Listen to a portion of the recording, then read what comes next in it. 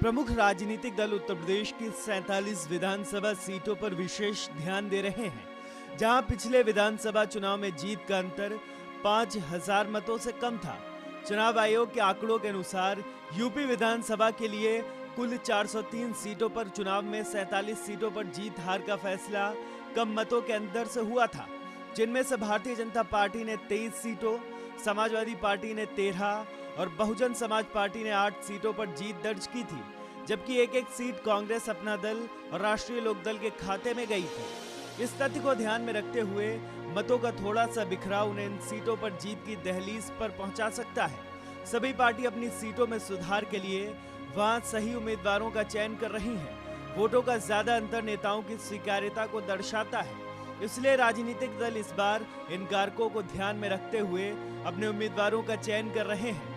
किसी एक विशिष्ट सीट पर पार्टियों के आंतरिक सर्वेक्षण उम्मीदवारों की अंतिम रूप देने में महत्वपूर्ण भूमिका निभा रहे हैं। बीजेपी को विश्वास है कि मौजूदा चुनाव में उसके हिंदुत्व और विकास के मुद्दे से न केवल उपरोक्त सीटों पर बल्कि राजनीतिक रूप से महत्वपूर्ण राज्य के सभी निर्वाचन क्षेत्रों में अच्छे परिणाम मिल सकते हैं। कुछ जाति आधारित क्षेत्रीय दलों के साथ तैयार किए गए गठबंधन पर एसपी अध्यक्ष अखिलेश यादव उत्साहित हैं और उनका दावा है कि परिणाम सभी निर्वाचन क्षेत्रों में उनके पक्ष में होंगे। एसपी पिछड़ी जाति के नेताओं जैसे स्वामी प्रसाद मौर्य, दारा सिंह चौहान और धर्म सिंह सैनी को अपने पक्ष में करने को लेकर उत्साहित थी और कर भी लिया। बता दें कि साल 2017 के चुनाव में सबसे कम जीत का अंतर सिद्धार्थनगर की डुमरियागंज सीट पर था, जहां बीजेपी उम्मीदवार राघवेंद्र प्रताप सिंह ने बीएसपी उम्मीदवार सैयदा खातून को हरा 171 मतों के मामूली अंतर से जीत हासिल की थी।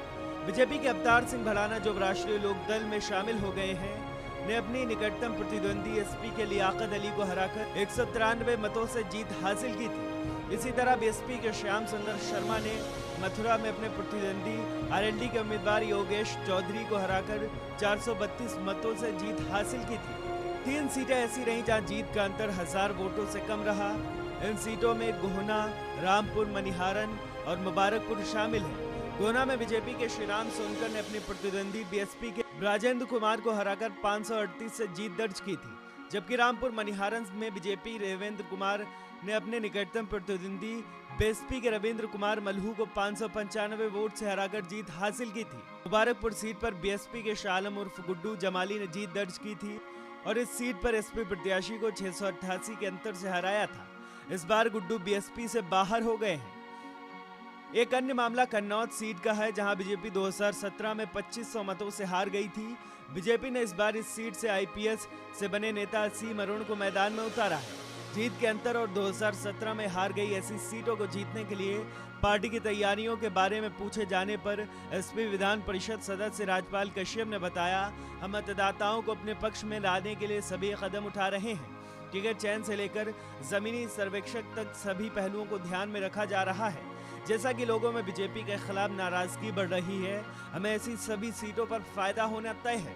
साथ ही हमारे कार्यकर्ता ऐसे सभी निर्वाचन क्षेत्रों में सक्रिय हैं और कोविड महामारी सहित कठिन समय के दौरान लोगों के साथ थे।